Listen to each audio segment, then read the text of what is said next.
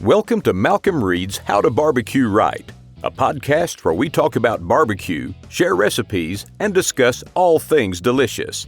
And now, here's your host, Malcom and Rochelle Reed. Hey, welcome back to the How to Barbecue Right podcast. I'm your host, Malcom Reed, joined by my lovely and talented wife, as always, Miss Southern Shell. And Shell, who we got with us today? We got a guest. World champion, Heath Riles. Congratulations, man! It's been a long time coming at Memphis in May. You got the one off your back. Now it's time to get the big one, right? Yeah, that monkey's off my back now, and I am not going to say it's been coming a long time, but it's not We'll like say I it hadn't for practiced. you. I put in enough cooks for it. Yeah. I promise. Yeah, shoot, man! It's been so- how many years have you done Memphis in May? Have you done about as long as we have? I think honestly 15, maybe Yeah, something yeah. up in there, 13, 14, We're about 15. This is our 07, sixth. 06, 07, something like that is when you started, wasn't it? 07. 07. Yeah, So 07. we were 1 year ahead of you. Yeah, it's I don't know, crazy.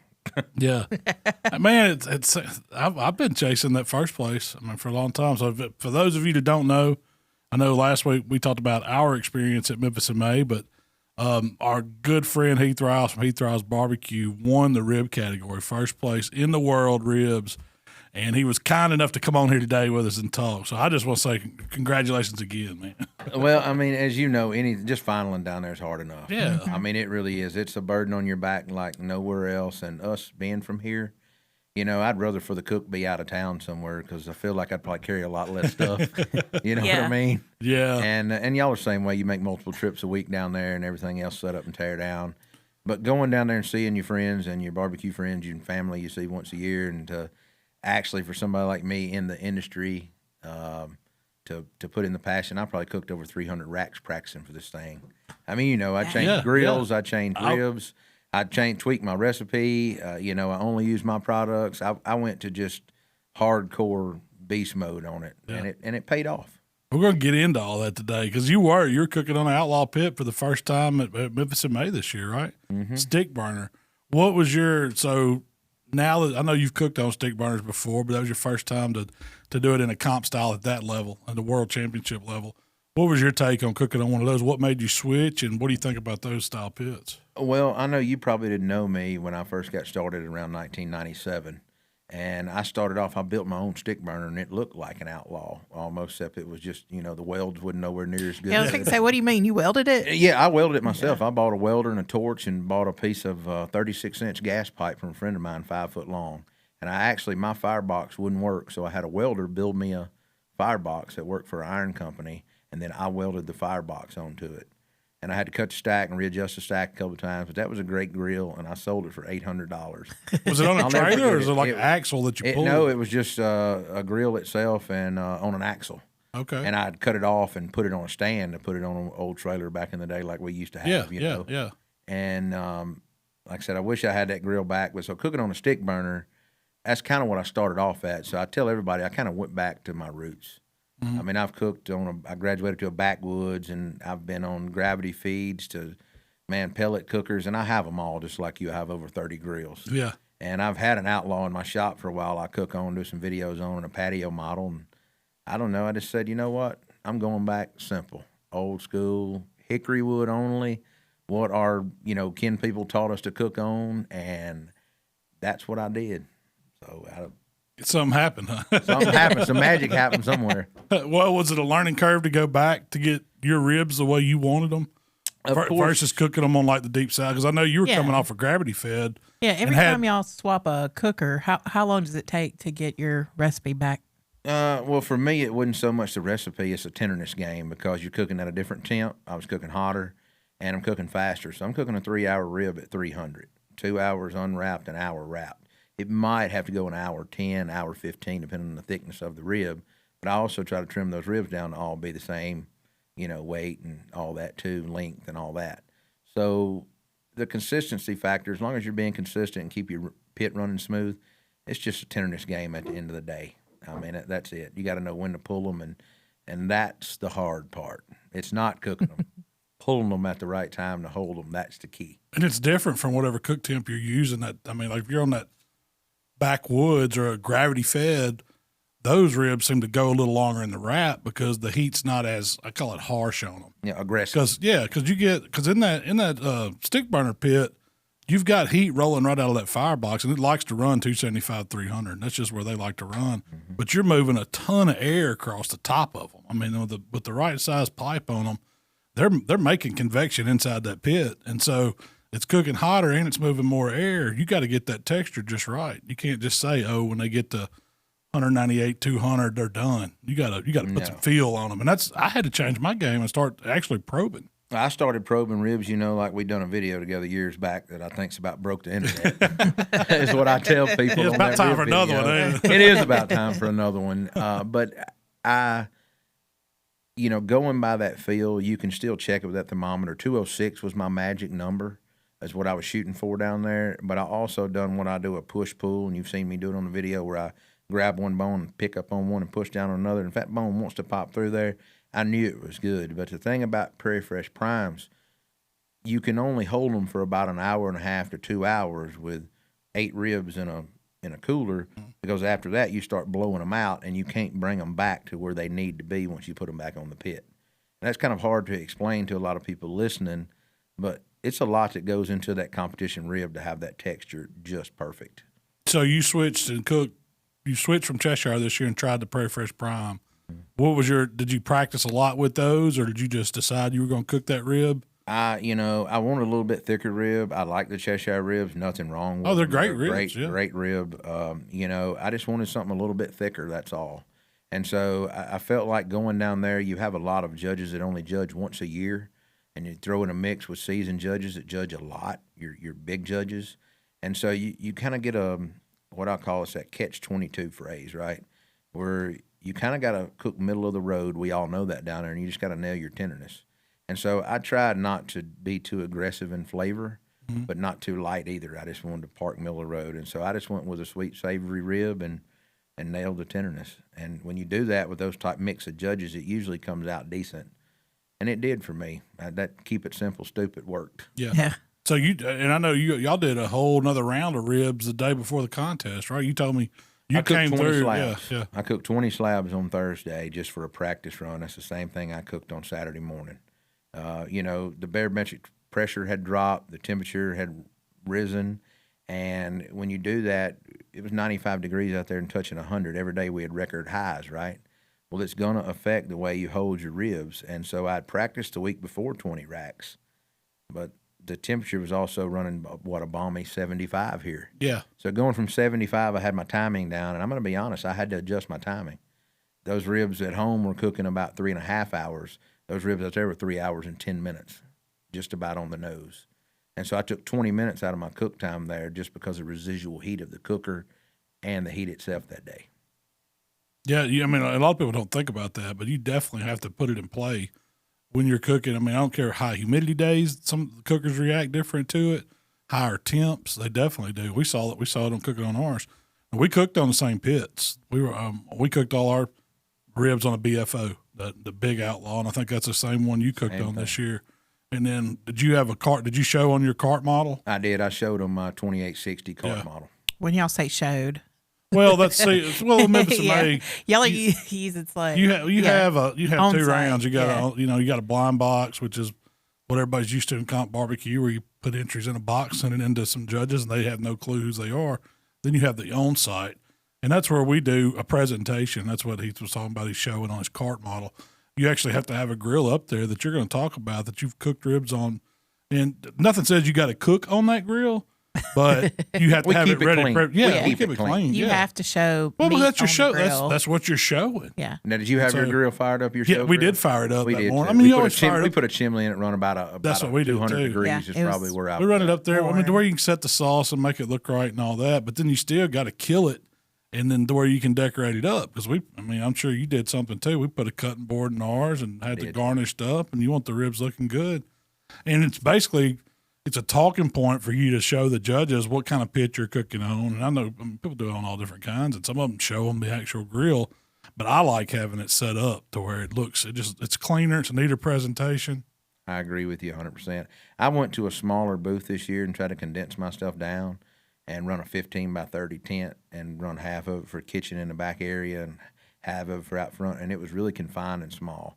It was a lot less to clean, and Yeah. I love that. Well, You know. it's more intimate when you're with judges sitting Yeah. down in front of you too. It is. You've lot got easier this to big decorate, whopping yeah. booth. You got to fill it up with stuff. Yeah, you got to. You don't want it to be barren out there and people to see it and think that you didn't. I think having that close space where they're sitting right there with you, it makes them feel comfortable and it makes it feel more inviting, and it's more intimate. I mean, you can talk to them, and and when you decorate it, it's easy to decorate too. It is.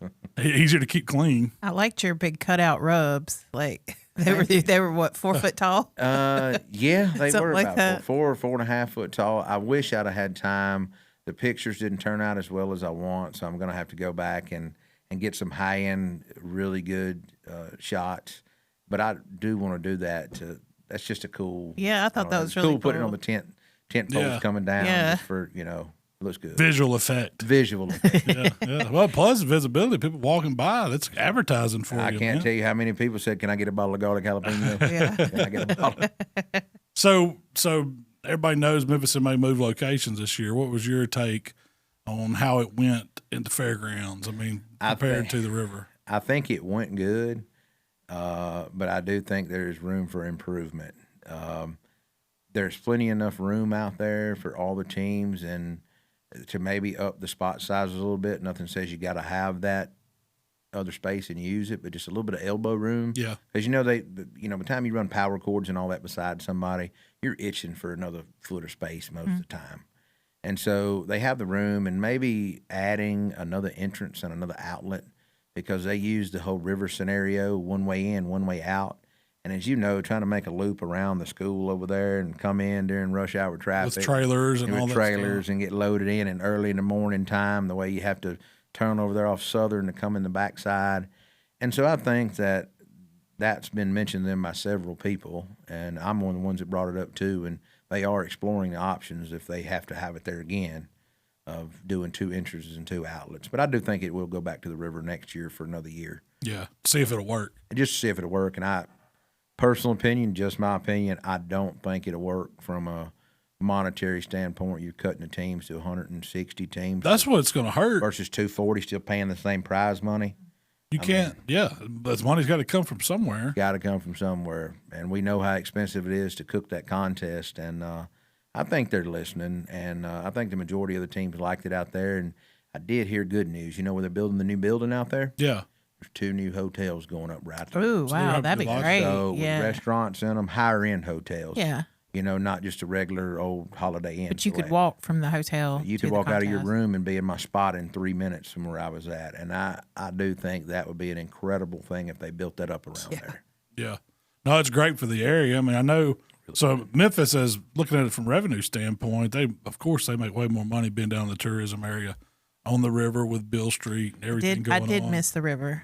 I will missed the say view. I missed the view. Kind of did. I mean, I didn't miss that long hill. Yeah. That's hard on a big man. Ain't it? It's hard on big man. It's hard. Believe me, You got to I come know. out of these hay dudes and Crocs that week, put on some tennis shoes, brother. You know what Lace I mean? them up. Lace them up. Them That's ankles it. be killing you. Yeah. That's it. And them cankles, you mean. Yeah, what that's I- right. But that river down there, the wind coming off of it, it is something to say about it down there. It's different. It's a pretty than anywhere view, else. yeah. It is. I will say this: I didn't get a sinus infection this year like I normally do. I didn't either. I mean, that river usually kills with cottonwood trees blooming and all that air and dust blowing down there. We didn't have the dust or the dirt this year. Yeah. It has its pros and its cons. I mean, there's something about it. It feels like Memphis in May when it's in Tomley Park. Well, you're like me. The one thing though that I did not miss was coming home and trying to unload everything again Yep. to re-clean from down there. Yeah. Oh yeah, because there's nothing you can do to keep it clean down There's there. nothing you can do on the river. It's going to get dirty, dusty, muddy. It's going to happen. Yep. Not even if it don't rain, I come back with mud, and I don't understand. It's, that. Yeah.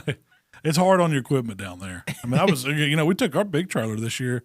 I wouldn't have took it down on the river just because I know what it does to a trailer. You never have took your big Not the trailer. big one. Did you enjoy it? Oh yeah, no, it was a lifesaver lifesaver this year. I mean, we had AC, we had shower, we had running a bat toilet if you needed it, whatever.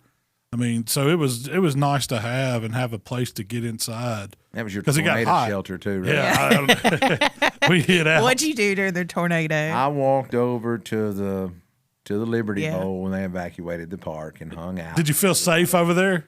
I mean, man, I'm You're just kind of standing right. I'm a robin in the wind anyway. So I mean, you as open as the thing was there, if a tornado was going to happen, you were going to witness it firsthand anyway. So it really didn't matter. Yeah. That's what I thought. But just being able to network with people and see teams that I hadn't got to walk around with. That's true. Yeah. That was one reason I went over there, and I'm glad I did. I seen some people that I hadn't been able to see, and so it's always a grand time when you can see friends. Hung out for 2.5 hours and watched it rain. That's it. Watched it rain. Drank a cold beer. Is that the only cold beers you had that weekend? I think so. I think took so. it easy, I I'm did sure. not. I left the park every day. I left Friday at 4:30 going home. I had dinner and was holding the newborn at by 6:30. That's another. Congratulations are in order on Thank that. you. We hadn't said that yet, but Thank you. you're a new dad. Was she 7 weeks old? She'll be 7 weeks old tomorrow. Wow. Okay. So, and she can already have anything she wants. Oh, she's gonna Already. take all your money, Heath. Yeah. I mean, I don't have any now, but I'm really going to be broke. I feel like I'm going to write checks that I don't even have the money for. coming up. It's coming. It's coming. So your schedule's really been crazy, hasn't it? Well, between just the growth in business and barbecue season up on us like it is, and trying to film videos for all our people out there to watch and stay ahead on, and then you throw the mix of the baby in the mix, and I would say, yeah, I've got a full plate, but I'm a big boy. I can. That's handle it. all right. Yeah, you didn't get this far not knowing what you're doing, right? That's exactly right. It ain't nothing but a little more work. That's all. right. That's it. Well, going back to Memphis in May. So, what was your Memphis in May like? I know y'all didn't do catering this year. You didn't do as much as far as entertaining, right? What'd No, you I do with didn't. those 20 racks of ribs you cooked on Friday? Well, but by the time the news people seen I were doing a practice run, they wanted to do a little interview with me. And then just everybody coming by, at that time, me coming off, and I was letting people taste them and asking their thoughts. And everybody's like, I wouldn't change a thing and leave them alone and, all that kind of stuff. And then, we carried the in-laws a couple slabs on my way home and give away a few slabs to a few people. I mean, but they So you went to made good use out of it. They went to good use. Yeah. None of them went in the trash. I promise. Yeah. Nothing but empty bones. Did your on-site judges? How'd they do this year? They eat I'm them. going to tell you, the first judge that walked into my booth, he was a younger kid, and he was from New Mexico, Albuquerque. He ate the whole rack of ribs, Malcolm. And that was 12 bones in a rack, 2 3.5 inches wide, those ribs were. I had them cut. And he ate the whole rack down to the final bone. And then he went to the next booth, 2 doors down, and some of our friends down there, he ate a full rack there. He still had to judge a third rib team. We don't know where we went from there. And then he done hog preliminaries in the blind. Oh my God! As hot as it was. As hot as it was. And he was a brand new judge, just took the class in November. And I told everybody, I said, that kid's not going to make it. No. Hey, He might get sick before they. I learned that the hard way, man. Do you ever cook that contest up at Kennett, Missouri when they had it in the summer? It was like in June, July. Yes, I did. So I went up there. When we first got to cooking, and I was gonna judge. I'm gonna learn. I'll go ahead and do some spying or whatever, because I'd like to do that. If I'm not cooking, I'll go judge some. I'm sure you do too. Well, I was new to judging, and I went up there, and they popped me with 2 on-sites and a blind. And I did hog on site. This is when hog went first. I did hog on site, and I did shoulder on site. I still had to go back and do rib blind. And I remember coming back, I drew some good teams. I had like Pat Burke, and I had John Wheeler, and then I had some other hog team, and then I had 3 good shoulder teams like Wayne. I mean, I had some good shows, so I was wanting to, and I didn't know how to stop myself. And man, by the time I walked back to that building, it was heat of July. I got behind a truck, and I was giving it all back right there, and people saw As bad as we did on that fishing trip. Yeah, oh no, worse. No, this was all hot pork in the hot sun. And then I still had to, after that, go sit down and judge ribs that day, and I felt, it was miserable. I couldn't wait to get out there and get home. I've never been so sick in my life, and it's just because you can't eat pork like that in the heat. And when it's that good, you got to, when you're judging, that's the hardest thing to me to judging is to take a bite and be able to judge them fair. Especially those teams you were judging. A lot of people do not understand the names that you were just naming, and you're talking about legends of barbecue that people don't really know. Legends. I agree. Besides Pat Burke. Yeah. Everybody knows him, but Wayne Booth's one of the greatest shoulder cooks there. Oh, yeah. Red Hot Smokers, Hot Smokers. I mean, Natural Born Grillers back in the day, which is John Wheeler, associated with Memphis Barbecue now. I mean, great cook. It was it was unbelievable. Yeah. And we judged Pat Burke and who else? John Wheeler and Gwatney was my other team back when they were on a tear. yes, Gwatney was there. I went up there not long after that, and me and Candace judged, and we judged everything that day. And then we turned around and had to do the backyard division of Holy ribs, smokes. and that was crazy. Yep. Yeah, it's too much. It's too much. Well, luckily the backyard, when it got to the backyard for us to eat it, it was inedible. Oh.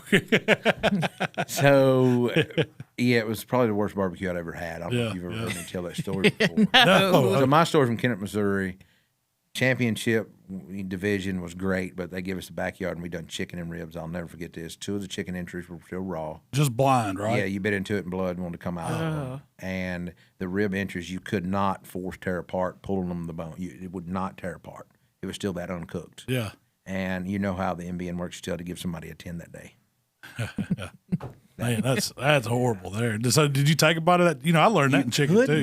too. I learned to always tear my chicken instead of just going at a bite at a contest because that instance you bite into a piece and blood squirting. I mean, it's just blatantly raw still. You can look at a chicken and kind of guess if Yeah, you kind of know, kind of not. Yeah. You know what I mean? I'll flip it over and look. If you can see separation and kind of squeeze it a little bit, you might be okay. But this was still like it had just come off the pit, if you know what I mean. Like Still had- maybe stuck still it had on that a little- lighter fluid lingering. Still had that lighter fluid lingering. It did. Did you say that? It had that smell. I know those backyard It teams screamed do. matchlight. Yeah, You know what I mean? matchlight. It screamed it. Well, back in those days, I mean, Matchlight chicken. there wasn't YouTube videos to learn how to No, there was none of that. improve your barbecue. It was not.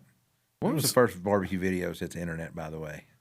Oh man, I don't know. It probably was Hit Boys. Barbecue Pit Boys on YouTube. I mean, we were a year after them, I think. I mean, or within it might have been a year. It was definitely 9-10 months. Yeah. But it was probably 2009 for them, 2010 for us. Is that right? Something like that. Something like that. It's been I'd say. Time flies, Yeah. does it not? Yeah.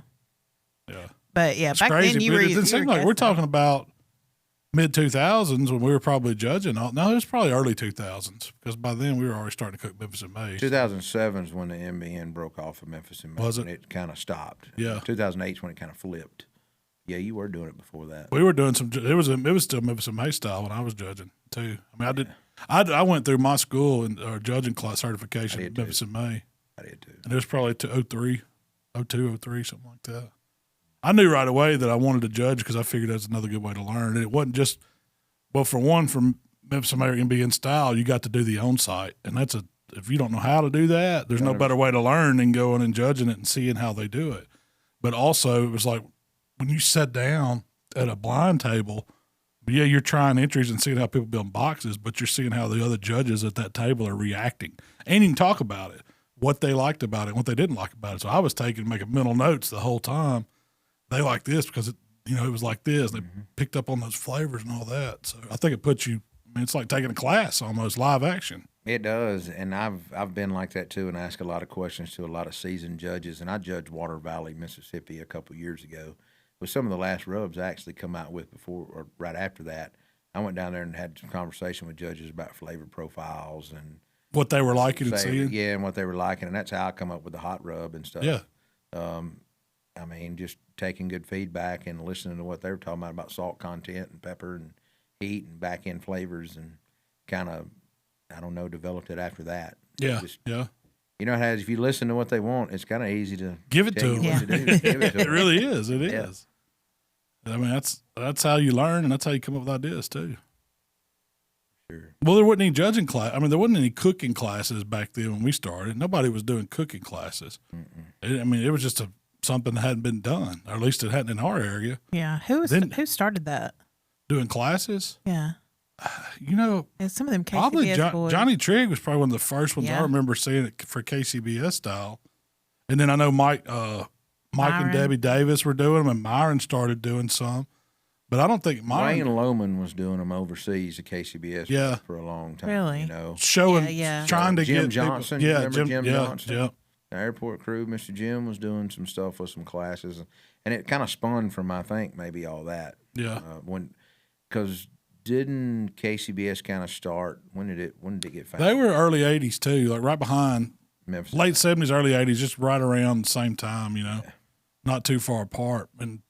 but there wasn't too many people showing people how to do it or sharing To stuff the late back 90s, then. right? That's when I would say it started popping off. That's when people started actually running the circuit, I would say. Yeah, cooking for Team of the Year, and then you'd have some of those guys that were real successful doing classes to help promote the sport. That's what they were doing. So I remember some guys, and you may remember Smoking in the Dark. You remember them out of Missouri? yeah, They used to come out to Ashland and everywhere else when we were cooking those KCBS up there. All that. And then there was a gentleman out of Florida that used to come up there along. He had a Jed Master. Remember him? Was it Britt? Orange County Smokers. Oh yeah, I know who you're talking about. Remember?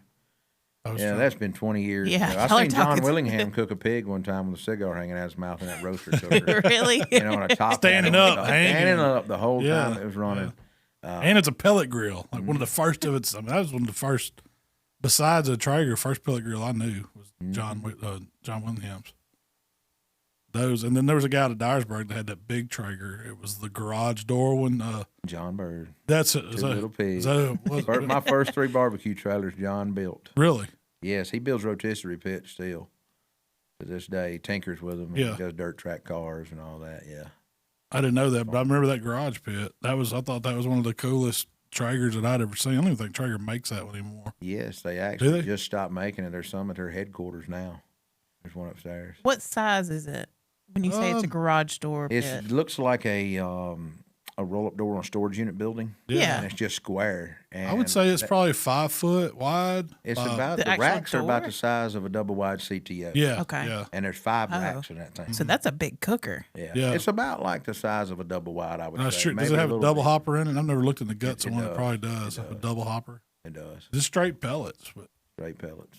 you used to see a few of them around. I remember me and Waylon first saw that one. I want to say it was in Kennett.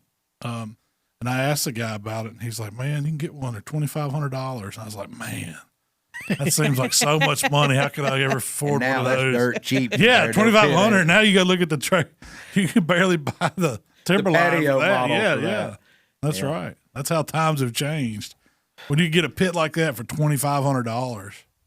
Wow. I still remember buying the first backwoods for $2,800, and I thought that was crazy. We bought our first backwoods from Bad Bob up there in Dyersburg. He was a backwoods dealer, only closest one around. This is before Mark Lambert ever started. Joe selling. Franks was mine. You remember him out of Corinth? He passed away. Yeah. He was a Kingsford man. It was, Sure always had a was. Kingsford. He was a spokesman for them, wasn't He he? passed away, and that's when I forgot he Lambert, sold That's them, when too. Lambert kind of took off with the backwoods thing after Joe passed Yeah. away. He kind of got that what do you want to call it? Dealership, Dealership, or or whatever. territory. Territory. Yeah. From Joe. When I started first hanging out, that's what the cooker to have was. Oh, it was. Every Me all too, y'all Ted. all That was it. We all had backwoods. Yeah. everybody had a We all had backwoods. backwoods. That was it. That was the king of the NBN for a long time. You had to have that water smoker. I tell anybody, I've rode every train there is to ride. I just keep zigzagging across. You know what I mean? Hook it back up the ones That's that trying it. to. My caboose, we just hooked that outlaw up right now. We're running with it. I mean, I don't make that to Yep. be serious, but Yeah. I mean, I'm not going to say I'm following a trend, but for me, it's about trying to be the best on every pit I can be. That's right. And so not many people can say they can go the Royal. Both times I've been the Royal, I've got walks in rib, a 4th and I think a 18th maybe. And the 18th was on a Traeger. And then come to Memphis in May, and I don't cook a lot of contests anymore. I cook one in between that and roll to Memphis in May and get a first, On a stick burner. on a stick burner. And so I know my recipe works, and it's just about smoke and heat, and I jump on a CTO and do the same thing. Yeah. I feel like I could jump on my patio outlaw and do it, my Golden's cast iron, an egg. I mean, it's all about tenderness. It is. And that's people ask me why I have so many grills, and it's probably the same answer for you, because I want to learn to cook and master all of them. And then I want to be able to share, because I know everybody don't have this exact same grill we do sitting on the patio. There's a ton of grills out Well, there. you just cooked, a butt on a Weber the other day you dropped a video Yeah, on, or was that a reshare? That's probably just a reshare, but But I was thinking about Yeah. it the other day when you done it. I come home from Memphis, and one of the Webers, one of the only things I hadn't had one in my arsenal in years, it rusted out.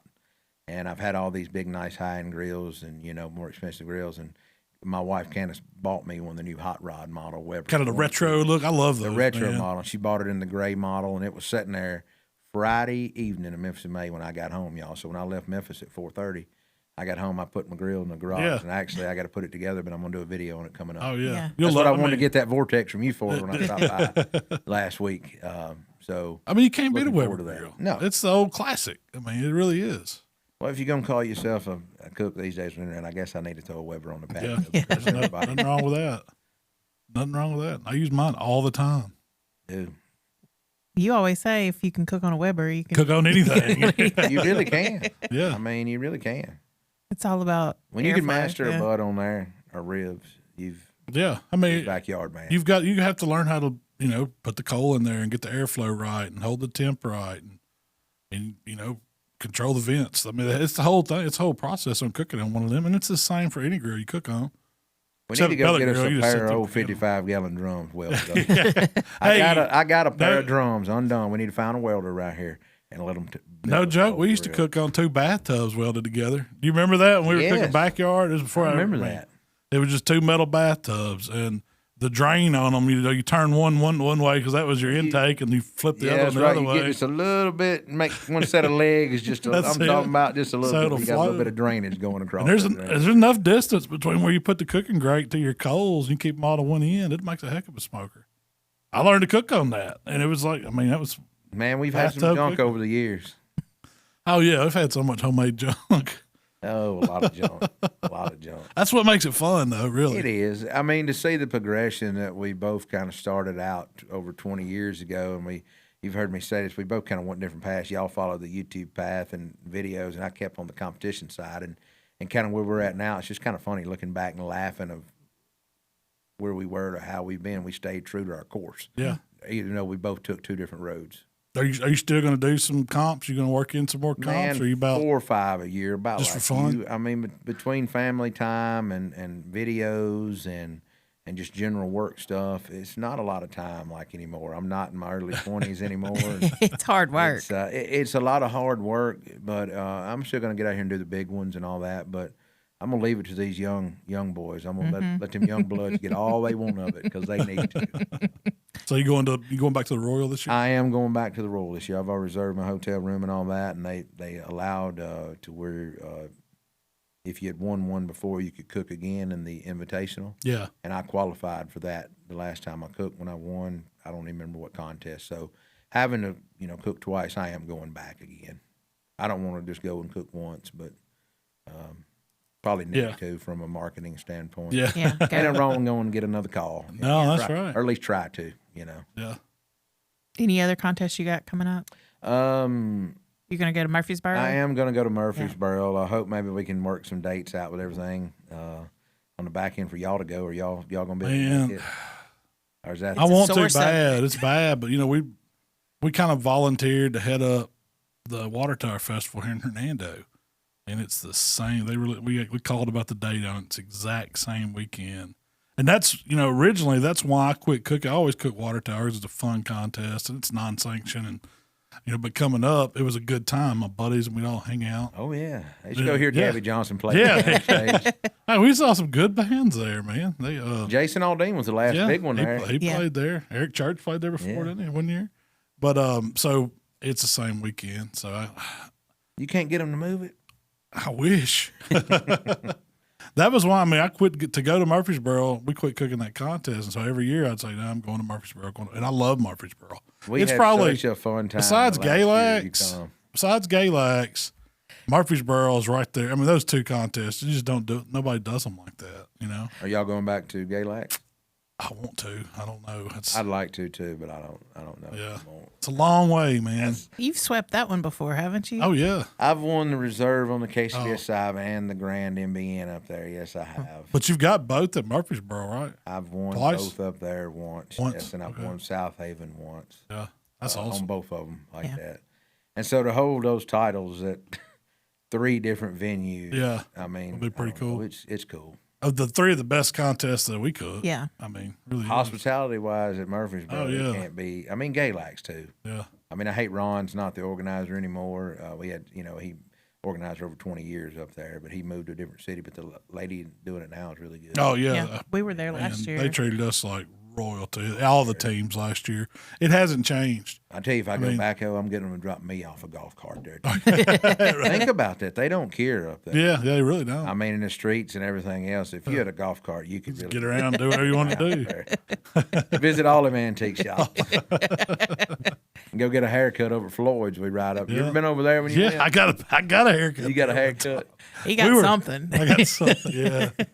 He came back. I was like, what the heck happened? I said, they didn't show me the back of my head. What's wrong? It was all jacked up. They ain't trying to carve your logo. Well, look, I want to know something. You're down here in Hernando. When are you going over to the famous man on TikTok over here? Oh, Chris's place. Yes, over at the barber shop. Man, you got to schedule a month out to go over there. I go to Man Cave. I go to Man Cave too. Yeah. I go to Man Cave too. She asks about you every time I'm in there. Really, you see Malcom? I said he's be in next week. I'm sure. We're on about a rotating schedule. She always tells me that because I asked when you be in. He was here last week. Yep, we're on about a rotating schedule. It's hard to go, Man Cave. I got my girl Jody. She hooks it up. Get the beard trimmed up. You can drink a cold beer. You can get a massage. I mean, what more? You can get a shave. facial. She keeps trying to talk me into a facial. They're nice. Have you done I one? get my ears waxed too. Yeah, she told me that. That's like, man. They got some video of me, dude. It's pretty rough. You need to send Tyler. That's where they put the Q-tips with the wax in there. I got some pictures, man, that you zoom in on. You'd be like, that come out of there? I don't know where this hair come from, Mike. Yeah, hey, it's old. What she pulled out of there? It's like me. I'm losing it on top. It's coming out my ear hole. Look, it left me years ago. It left. It's crazy. That's called hitting 40. It is. It is. Y'all reminiscing about the old times and talking about your ear hair. Y'all Ain't nothing wrong with that. No, it ain't nothing wrong with it. Oh, Chub, what else did you have on the list? We kind of covered Memphis and May, unless he's going to give us a recipe. You talked about going back to the old school rib. What was a Heath Riles old school rib? I'm gonna be honest. I use mustard on the rib, and I come back to that. Put the binder on them. Good layer of garlic jalapeno rub, and then I took my hot rub and I done 3 parts. I done 1 part of sweet rub, 1 part of honey, and 1 part of pecan. Mixed it all in a bag, and put it all in a shaker and lay it on at once. Instead of splitting it up, so butter bath in the wrap and some spicy honey that you might see coming out with my name on it. Oh, really? Oh, really? I've been working on for about a year. Yeah. To get right. And how like when you talk just a spicy honey, kind of like the Mike's Hot Honey. Okay. That and some more honey rub in the foil, and after that, pull it out, sweet sauce and some more sweet rub on top of that, and let her tack up, and that's it. Send it. Did you you didn't mix up the Fab Five? Did you get away from that? Got away from all of it. That's too simple right there, man. Very simple, like scary. Yeah, simple. I mean, I hate to say that. I've always been told though, and you think about this: #1 selling barbecue sauce in the world, Sweet Baby Ray's, right? Yeah. Well, you go down there, a place like Memphis and May, and they're hit. A lot of people use all our sauces and all our rubs down there. There's no telling how many places I walked by that had mine and your stuff sitting out there, and a lot of other good brands that we're in the market with. And Blues Hog that won it. Blues Hog is one of the most favorable comp sauces there is. But I just wanted to do something different, and it worked. And I think the tenderness factor helped, but there is no secret recipe. That's why I don't mind telling it to you, and I do have a video. They're trying to get it edited to come out. Of the Memphis and May? You know, it's kind of my Memphis and May video. It don't show you everything. But I am going to film a video, whether it's myself or whether it's you or something, and put it out there. I don't have anything to hide. You still got to cook it at the end of the day. Yeah. Yeah. I mean, that's just the way I am. No, you're right. I mean, I've always been that way too. There ain't no secrets. If it hit for you that day, it could have just easily been the other. Yeah. I mean, it's all about cooking it and nailing the doneness. I mean, and everybody's go, "What's your recipe?" Well, I'll tell you. Oh, he must be joking. No, come on. I mean, I really don't. Yeah. I mean, you know me. How long have I been known to share recipes with people? I don't care. Yeah, always. I've never asked you something you steered me wrong. I mean, it's always. I mean, I ain't got no reason to fib about it. I mean, it ain't nothing but a piece of barbecue. We ain't saved nobody's life. I wanted to talk to you about your hot cherry buffalo ribs. So you cut your ribs up before you seasoned them. That was the first thing you did, is go ahead and cut them up. I've never cooked ribs like that, like pre-cut. It will not be the last time I do it. Really? Yes. Just the whole buffalo rib bites, that gives me such an option. I feel like once I done that, I love some char on a grill. Me too. All right. You know how the fat sizzles on a steak. A lot of people trims that off. So some people on my video were going, "Oh, those ribs are burnt." No, not for me. They ain't. That char on them, and then put them in that liquefied to render down. When you pull them out of there, it was just a good barbecue grilled bite. So walk me through the process of the hot cherry buffalo ribs. I have to think. I used the hot rub and the cherry rub on those, and we just Were they baby backs or? They were baby backs. And cut them into individual bones, and I put them on the grill and kind of grilled them off. Got the color that I want. What grill did you cook them on? Like the Golden's cast iron. Oh, okay. Threw them in a pan then and wrapped them in vinegar sauce, and I think maybe I put some butter or something in there. I can't remember. And basically just let them get tender. Braised them is all I did. Yeah. And pull them out and throw them back over here to let the little bit of liquid excess come off of them and just finish them off on the grill really fast. So did it have like a buffalo flavor, or did you get some of that the hot sauce kind of flavor cook off? The hot sauce flavor, it had a little bit of the hot sauce in there with all that. It did. But you could make it just like wings. Yeah, you could that's change what the I was recipe thinking. to adapt over. You could cook them with like your everyday or the garlic jalapeno, straight up, and then get the char and then toss them and finish them however you want. Right. Now I tell you what has had me thinking. I've been doing the wings a lot lately. I've been cooking a lot of wings. I'm on a chicken kick, eating chicken at home, right? And I've been doing the cornstarch and Parmesan and adding my chicken rub in and some garlic jalapeno. To get them crispy? To get them crispy. Yeah. And then I make like a lemon garlic buffalo sauce. I've been doing. I've made 4 or 5 sauces. But I got to thinking about the ribs, and I put it on my I keep a running list, probably like you do, of ideas in my head, of videos to cook for. Then I just go in and pull 4 or 5 off, and we're going to do it. But that buffalo rib recipe is kind of like the wings. I kind of want to play with it a lot more, to develop a lot more recipes out of that. I almost want to bread some like the wings. I was going to tell you, and roll them do over the Parmesan and do those. Do them on the ribs like that. But I'm afraid you're going to have to use some type of binder because we don't have the skin like we do on the chicken. Yeah, but you might not have to put them in there and let them get like braised. Just run it like it's a dry Memphis style rib. Yeah, the whole time, and let it sit out and let it go till it gets tender. It's gonna be like you've done deep fried ribs with your pieces, right? It's gonna have that more pork chop flavor. Like you'll still get grilled flavor, but the texture is not gonna be like, you're not trying to get that perfect, judging barbecue rib flavor. It's gonna be more of like a. And I tell you what, I went on the hunt for this weekend talking about the ribs. You know how we always used to love Hooters buffalo shrimp? Yeah. I still do. What do you mean used to? I mean, I still do. Yeah, I'd love to go to Hooters today. But, I mean, the 3 Mile Island buffalo shrimp has always been really, one of my favorites when I went there. So I've been looking for some big shrimp to cut up, and I've just got to run by Brad's and get them. But I want to do shrimp like that on the Traeger and kind of almost air fry them, breaded like that, Parmesan, and make my version of a buffalo shrimp. Mm-hmm. Now, I've got to test it first, just like you do on the recipes before I shoot a video with it. But that is on my list as well. Yeah. Talking about buffalo sauce. Yeah. I love that idea. I think that's a great idea. Yeah. I mean, is that, so you keep, like you mentioned, keeping a list. That's what we do too. And I look for inspiration and stuff like that. Like if I go to a restaurant and you see something, you say, man, how can I recreate that for the grill? You're talking about doing the exact same thing. I mean, I do it with your stuff. Man, that's a great idea. I'm going to recreate that. And you do, I know you do it to other people's barbecue stuff too. Everybody does. We all just trying my version of something. I mean, I ain't saying it's the right way the only way, because we've got. You just like me. There's no right or wrong way. Yeah, that's right. I'm just cooking some food to eat. Just do it. I mean, that's it. So you've been people that don't know, you've had your YouTube channel going for several years now. You've got TikTok rolling. You got Facebook rolling, Instagram rolling. I mean, you've turned it into a. I mean, we've just like you. I mean, we went full blast with it, and it's been good. And we're on all the social channels, and I mean, the distribution on our products has been really great. And I don't know, it's I still have to be pinched every day. It's not like I work more now than I ever have. Probably 50, 60 hours a week. I mean, sometimes 70, 80 nonstop, a week. Yeah. 24 hours. It's 24 hours a day answering the phone at nighttime, waking up to deal with some overseas people every once in a while.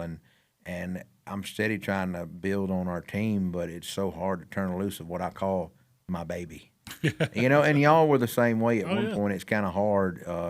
And, having Mark and Jamie and the team you guys put together has done great. And I've got some people in my office now that are falling in line the same way. And it's, I don't know, it's still I just can't believe that I'm living out my dream as a hobby. It's a bit, it's still kind of weird saying that to people.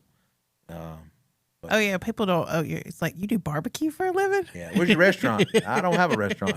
I don't want a restaurant. They don't understand that. Yeah, they don't understand What do that. you mean you do barbecue? Yeah, I don't. Yeah, everybody's like, oh, you ought to get a They'll restaurant. ask me, you still making your little videos? I'm like, yeah, I'm still making my little videos. Yeah, I'll try. Have fun with it. Yeah, believe me, I've heard that. Got my little before. videos My going. mom hadn't told me to get a real job in a while though. Oh, really? I mean, she had. That's a plus there. I mean, she had. I mean, For the longest time, Malcolm. I don't know if my folks came around yet. Yeah. yeah. I mean, I'm sure you've been that way with your family. I mean, you grew up in a hardworking family like I did, and to flip what we've done, the way that we work now into these videos and podcasts, and selling products and people just writing in emails and writing stuff on social media, it gives my mom a sense of, I don't know, like happiness that I don't know. Yeah. I'm not going to say that I couldn't give her before, but you don't see most kids doing what we've done, in the way. I don't know. I don't look at myself like no legend, famous superhero. And I just said it while ago. Celebrity. Saving the world, but it's Yeah, but you by built my your own family, thing. I'm looked at like a, you know what I mean, this personality that I'm really not. Yeah. I'm just, I just cook some ribs. I mean, that's it. Nothing wrong with that, man. I mean, you know how it is. No, I just want to cook some good food, man, Yeah, and have a good time with good people. It don't matter who it is, where it's at. And that's how we do it. I mean, we and I think that's what's successful about the way we do I think videos so and too. stuff. Is it feels like you're in your backyard hanging out with you. It does. And if you know you, that's how you are. It ain't put on. It ain't fake. No, it ain't fake. It's just I'm good. just laid back everywhere, I promise. Well, Memorial Day's this weekend. Yeah. Y'all got any plans? Man, heck yeah. You got to fire it up for Memorial I'm Day, going to man. cook something. And like I said, I've cooked wings. And all weekend, I've cooked stuff. I've done a peach cobbler on the grill. I've done wings. I've done. Was that for filming or just for? No, just eating. Last night, what I cook? I cooked pan-seared chops on some new cookware that I got, tried out. And done melted brie over them, roasted brie over them, cut some thick sliced brie cheese, and used some apricot glaze on top. Over of the chop? Really? Spicy apricot glaze on top of the melted Wow, brie. how was Done a that? sweet potato and some asparagus. Pretty. I love brie. I will do it again. Yeah. Yeah. Yeah. Use my simple citrus rub and a little bit of cracked black pepper, and just pan-seared them, a little bit of butter and herbs and garlic, and then pulled them out and went straight in the oven with them, that brie cheese to finish off. It was different, and it was really good. We've got a ton of rib tips in the freezer back here from Memphis and May, where we cut down ribs and you have your drops and all that. See that time to do some buffalo ribs. Hey, I got to do something with them. So that's got me That's a good thinking idea. there. But I really think I'm just going to do a grill full of rib tips and then pile them up and get them all tender in a pan with butter and everything we put in there, brown You can do sugar, your different honey. sauces. You pull them out. Yeah, whatever sauce you want to go in. That's probably what I'm going to do this. I mean, there's no use letting those go to waste. Has anybody in the done a freezer. garlic parm rib yet? I haven't seen that. I hadn't seen a garlic parm rib. When you started talking about that and doing the individual ribs that way, I was like, man, that sounds really good. I know I'm going to have to practice something this weekend at home. Then I'm going to try the shrimp and try to do a breaded rib like that on the grill. Then I'm going to have to try it. So when you Memorial Day barbecues, growing up, what all did y'all have? Man, most of the time for us, it was always, honestly, usually pulled pork or, Chicken. grilled chicken. Yeah. Honestly, That's whole what the birds kids cut up, get, 8 yeah. piece, you know what I mean? And baked beans, potato salad, coleslaw, and usually some cheap white dinner rolls. Yeah. I mean, that was just a common thing. That was it. And usually homemade ice cream. We always had homemade Yeah. ice cream around, Always. and especially 4th of July, but Memorial Day too. Yeah. Peaches start coming in. Yeah. Yep. Oh man. Makes God, it Shell's peach ice grandmother cream. made the best homemade peach ice cream with like real peaches in it, not some canned stuff. Oh, yeah. Real peaches. You cut them down in the sink yourself and then put sprinkled sugar over them, bag them up, let them Yeah. get right. Yeah. Oh, yeah. That's how you do it, That's ain't that it? old school. Everybody don't know about shelling them peas and that corn like I do. I tell you all about it. And butter beans. And butter beans and your fingers all green. When the co-op finally got one of them pea shellers that you thought I was worth $1 million. I gave up Mom and Daddy one of them for Christmas one You year. did? Heck Like yeah. recently. Yeah. There's a pea sheller. Hey, ain't nothing wrong with a pea sheller. They don't know nothing about all that. And most Everybody- people don't. No. Mm-mm. They do not. So what are you cooking Memorial Day? Man, it'll be barbecue for sure. I mean, you got to cook a butt around. You got to have some pulled pork for nachos or for something. And then You're the Nacho King. You're we're the Nacho King. Man. You got to. Nacho Libre. If you ain't eating barbecue nachos, something's wrong, man. I did not. You ain't got the nacho machine yet? No. Man. I've had a nacho machine a long time ago and it messed up, and I got rid of it and got another one. Yeah. But you've really hit the nacho machine really hard lately. It ain't all me, though. It ain't all you. It wasn't for Shell. I had my doubts. I don't Man, know I about love the a good shell. cheese dip or nacho, though. Hey, Mikey used it this past weekend for his daughter's graduation yeah. party. Nothing wrong with that. We were pretty much renting it out at this point. It's making money. We were getting residual income from this nacho machine. Like, you can get it for a day for like $30. We'll rent it to you. That's not bad. You know what? I'll advertise up for you. I'll put it up online for y'all. Start a rental business out here. I see you got a pit out back too. Y'all leasing that out? That's our parking spot. I said we cooked that BFO so hard at Memphis Bay it shrunk. You see? It's shrunk. No, That's a pretty good one. There's a guy at Memphis May. He was out of town, had 2 loads, asked if he could leave his pit here. And he was talking about his rig. He's like, "Can I leave my rig here?" And I was like, "Yeah, that's fine, man. It'll be fine to leave it in the parking." He asked me, matter of fact. Oh, really? Yeah. I can't remember who it was. I don't remember talking to him. Well, y'all told me, but I couldn't remember. But we showed up and it's out there. And I was like, man, somebody's going to steal the crap out of that. How you going to leave something sitting out? Yeah, that ain't a 20-foot enclosed trailer. Yeah. But it's been sitting there. Man, in Memphis May 2 weeks ago. I don't know how come he ain't come got it yet. Oh, he didn't want to leave it sitting out at Memphis in May. No, it would have been cut up quick. So I heard y'all had some unfortunate accidents. We did. That's the first year ever we had some stuff stolen down there, man. Stole one of Shell's favorite coolers. Tried to get my big Grizzly cooler. Got a bunch of booze. What else? A couple other like soft-sided coolers. Pretty much they took our drinking materials. Yeah. Somebody tried to take our soft-sided cooler at awards. Really? And my social media guy, Jacob, had to go get it back from them. He noticed it when we were on stage? No, not on stage, but we were talking and we'd moved up some and kind of left it sitting there. Somebody got our cooler, and I don't know. I've never seen the people. I don't know, but he wouldn't. Jacob said, "You take our cooler?" He never acknowledged him and just stood there looking up at his phone. And Jacob took the cooler and walked off. I mean, but he wasn't on up to it. Yeah, it's caught. Crazy. Yeah, can't stand a thief, man. Well, it happens. Yeah, I mean, if he needed a cooler that bad, he could have got it. Yeah, I mean, if he'd asked, I probably would have said, "Man, take it." But I mean, I'd have given him plenty of beer out of it or whatever he needed, bottled water. That's the way we would have been. We wouldn't turn nobody down and need a drink. Well, that's the difference between good old boys. We didn't grow up in the city. We were shelling peas, man. That's right, shelling peas, canning maters. That's it, canning maters. Other people got hit way worse. Yeah, oh yeah.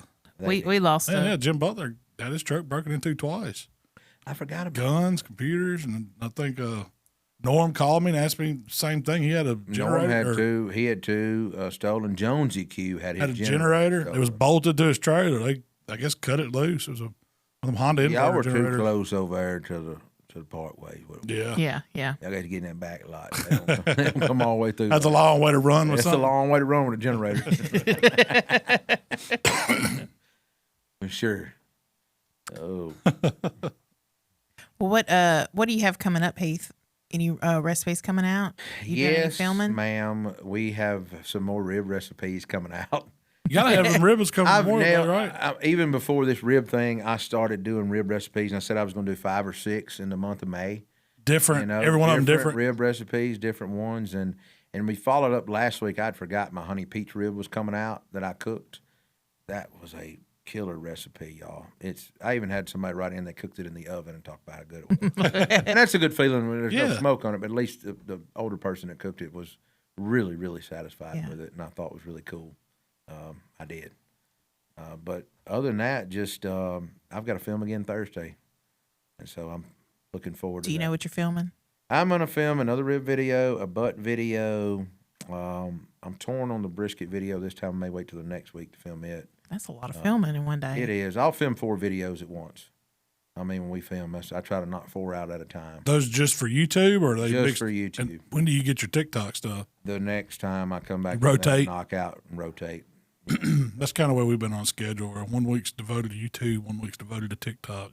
Tyler keeps us in line here. It's hard. I mean, a lot of people don't understand the amount of work that goes into these videos and keeping everything out there for the people to enjoy to see. It's that 50, 60 hours a week that nobody sees. Yeah, that nobody really sees, and I don't know. It's so hard to make sure you don't miss anything and get everything correct. It's and they don't always turn out the way you want them to. They don't always turn. I mean, how many videos have you cooked didn't turn out? You didn't even. Oh yeah, there's been plenty. Just scratch them. I'm not gonna drop one. I mean, I'm like you. I probably got 3 or 4 that I just didn't like.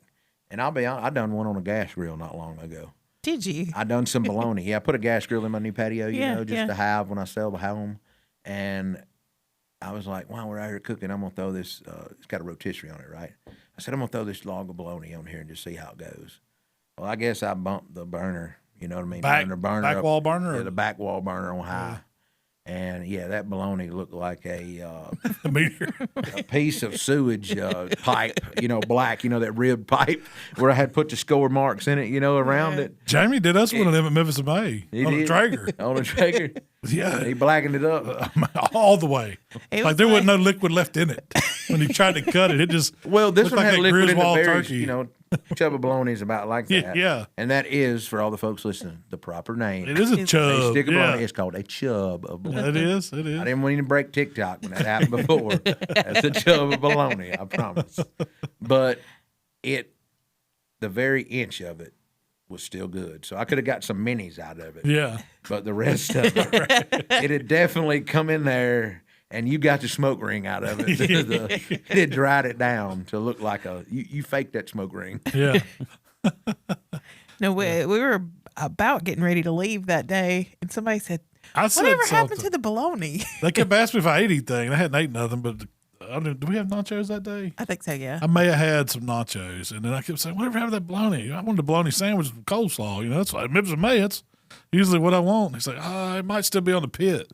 It had been on there since like 8:30 a.m. and this was like 4:30, so it was 8-hour bologna. But look, we'd done cooked ancillaries. We'd done cooked all. I mean, we'd had it pit for 400 degrees for a couple of hours. That bologna's still riding up high. It had swole up so big that you couldn't get out of the tray, and it was charcoal black all the way down everywhere around, even where it scored it in the score joint. You had to take a knife and run it halfway and cut it in half and take it out of the pit. They brought it out. It's like we might, just cut this off. No. When they cut into it, it was like that turkey on Christmas vacation. It just it opened up, sizzled out, and it was just a hole of bologna. Well, I'm going to ask this in a nice way. You partaking that day in any extra? I wasn't the one cooking it, but I'm sure I was. Sure you was. You had too much cheese dip that day? Yeah, too much cheese dip. I wasn't the grill man that day. Jamie didn't cook the bologna the next day. He got off that duty. He got a little ribbon for that one. Ribbon. Did he get the employee of the month parking spot? For the bologna cook. For the bologna cook. Oh, Lord. But yeah. No, we had a good time at Memphis this year. It was a lot of fun. It was. Well, Heath, congratulations again. Thank you. Awesome job. Well deserved. Joe, we didn't jump in with everything we were supposed to say up first. You got anything you want to mention before we get out of here today? Our Palmer Home campaign starts this weekend on Monday. We are raising money for the Palmer Home. We're trying to feed 2 families this year. So if you would like to join us, go to HowToBBQRight.com/Palmer, PALMER, and you can find out how to become a fundraiser. Top 5 fundraisers get to come to a pig picking. Yeah, you might want to come to that. We're going to do it in like November when the weather's cool. Just having like the top 5 fundraisers and one guest each. And we're going to do it here at the shop. Well, me and you, I don't want to talk about it on air, but I got some other stuff that we're going to talk about, some fundraiser type stuff to kind of tie in with that. That might work out real well that I'm getting involved with. Yeah. Okay. That might be a really good deal with it. Good deal, man. When's the last time you cooked a whole hog? You were cooking 1-2 hogs a week for a while there. Last year. Last October, I cooked Springfest and retired.